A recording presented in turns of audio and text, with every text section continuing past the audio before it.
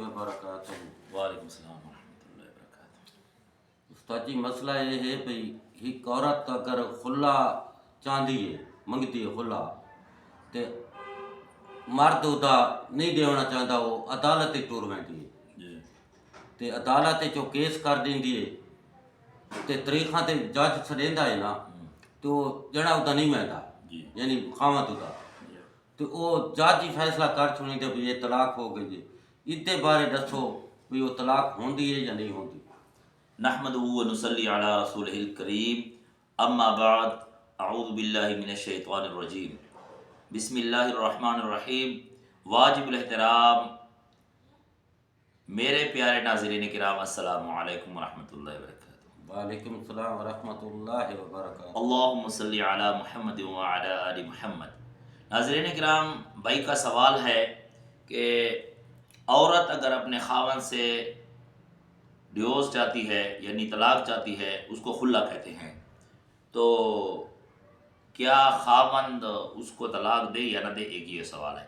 دوسرا سوال یہ ہے کہ اگر خاوند طلاق نہیں دیتا، عورت خلا چاہتی ہے اور وہ عورت کو تنگ بھی کرتا ہے تو وہ عدالت میں چلی جاتی ہے، تو وہاں عدالت میں وہ تنسیخ نکاح، جس کو کہتے ہیں تنسیخ نکاح یعنی خلا، وہ کرنا چاہتی ہے اور خاوند طریقوں پر نہیں جاتا، وہاں حاضر بھی نہیں ہوتا عدالت میں، تو کیا اگر عدالت کے پاس یہ کیا ہے طاقت ہے کہ وہ طلاق دے دے خود؟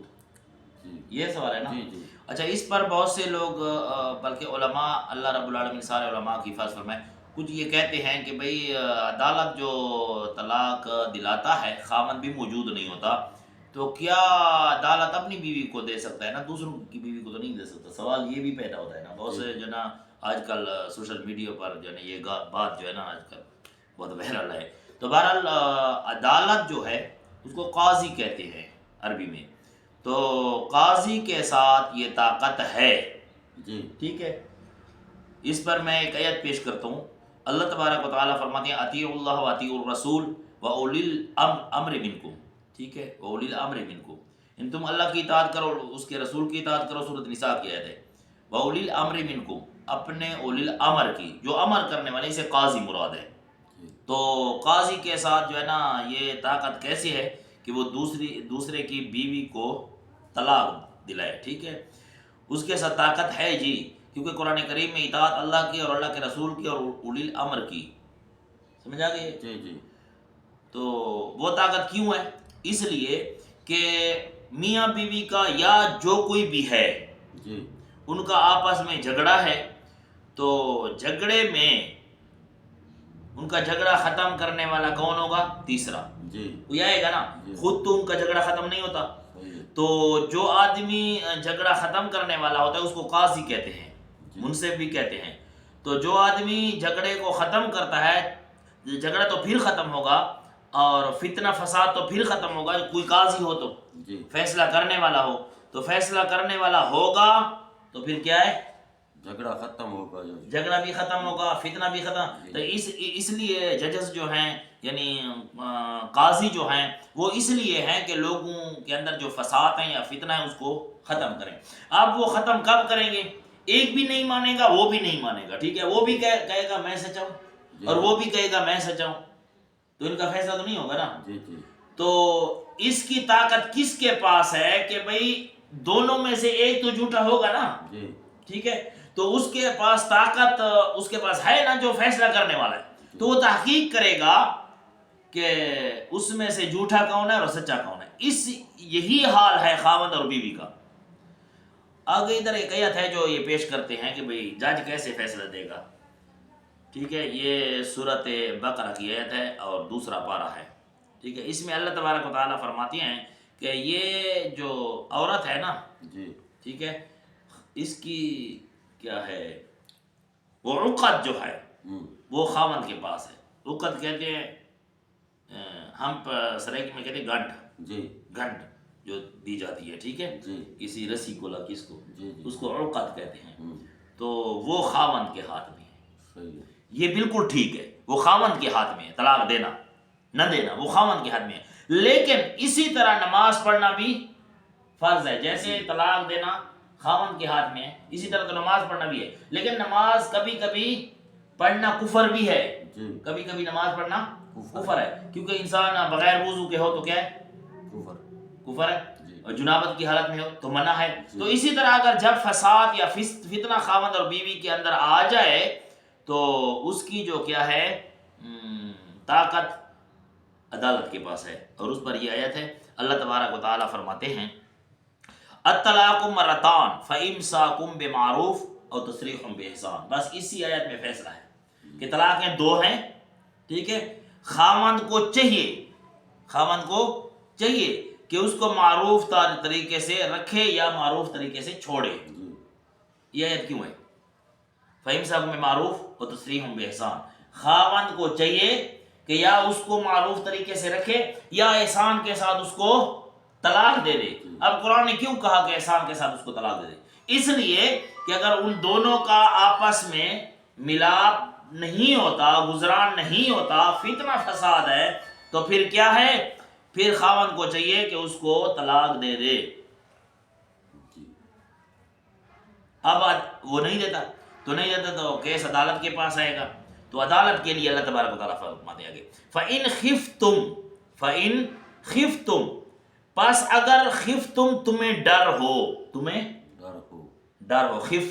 خوف سے نکلتا ہے. فَإِنْ خِفْتُمْ اگر تم کو ڈر ہو اللہ یقیما حدود اللہ کے نہیں، یقیما یہ تثنیہ کا صیغہ ہے.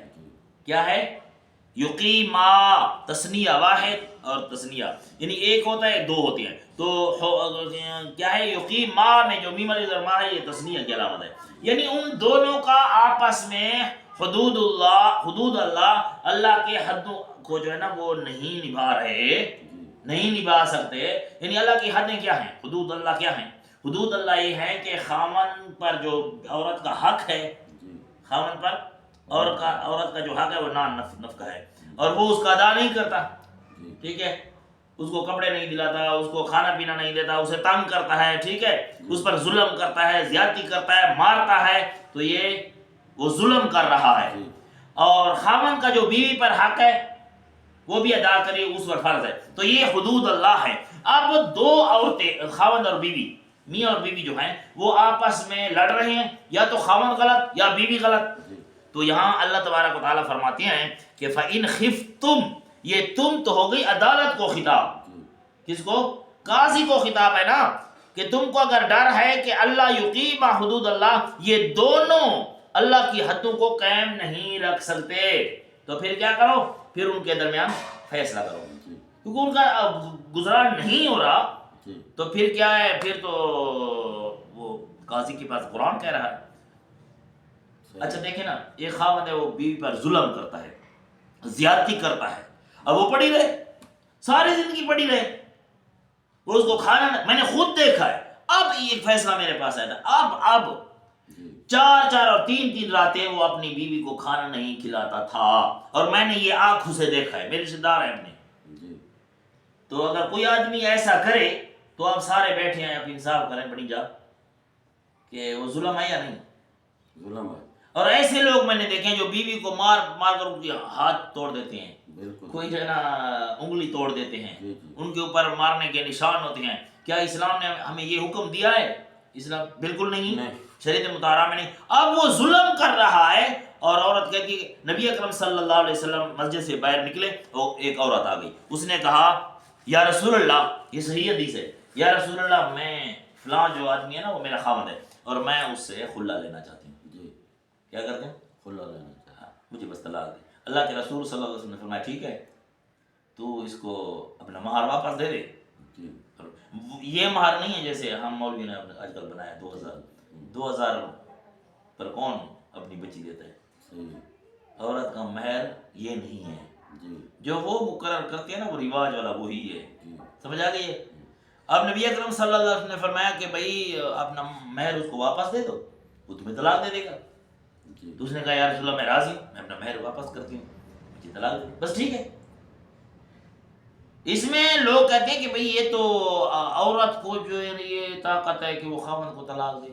وہ کچھ لوگ یہ کیوں کہتے ہیں؟ وہ اس لیے کہتے ہیں کہ کچھ ایسی جھوٹی عورتیں ہیں جو وکیلوں کے پاس چلی جاتی ہیں، ٹھیک ہے، جی۔ اور وکیل بھی ان کو جان لیتے ہیں، وکیل سارا ظلم وکیل بھی کرتے ہیں نا، تو وکیل کہتے ہیں اس کو بند کر لو، تو وکیل کہتے ہیں کہ کیا ہے، بس آپ بے فکر ہے، بس آگے نہیں، جی۔ ٹھیک ہے، میں لکھتا ہوں اس کا خاوند نشئی ہے، چرسی ہے، شرابی ہے، اس نے مارا ہے، اس نے ایسا کیا ہے، خود بنا لیتا ہے، جی۔ عدالت کو پیش کر دیتا ہے۔ اب یہ بالکل غلط ہے۔ اور دوسری بات یہ کہ کوئی عورت اگر جھوٹا کیس کرتی ہے زیادتی والا، تو وہ عورت قیامت کے دن نبی اکرم صلی اللہ علیہ وسلم فرماتی ہے کہ ایسے خلا لینے والی عورت جو جس کا خاوند قصوروار نہ ہو، اس کا حق ادا کرتا ہے، تو جنت کی بو بھی نہیں سینچ سکتی ایسی عورت، ٹھیک ہے، وہ اس کا اپنا گناہ ہے۔ لیکن جو بات آج کل سوشل میڈیا پر یہ بہت سارے مناظرے ہیں، جیسے مفتی طارق مسعود صاحب حافظہ اللہ، بہت اچھے مفتی صاحب ہیں، میں بھی ان کو بہت سنتا رہتا ہوں، اور انجینئر محمد علی مرزا صاحب، آپس میں جو ان کا جو ہے نا مناظرہ شروع ہے، کتنا دن ہے، 4-5 دن ہو گئے، میں دیکھتا رہتا ہوں، تو میں اس کو سنتا ہوں تو بات وہی ہے، مفتی طارق مسعود صاحب کو سنتا ہوں تو وہی ہے، لیکن شور بنا ہوا ہے۔ یار مفتی طارق مسعود صاحب جو بات کر رہے ہیں وہ یہ بات کر رہے ہیں کہ بدماش عورتیں جو ہیں، ٹھیک ہے، وہ عدالت کے پاس چلی جاتی ہیں، اور یہ انجینئر محمد علی مرزا صاحب حافظ اللہ کہتے ہیں کہ بھائی یار اس کو اجازت ہے، بالکل وہ بھی اجازت ہے، لیکن بدماش عورت کے لیے جائز نہیں، جی۔ ٹھیک ہے۔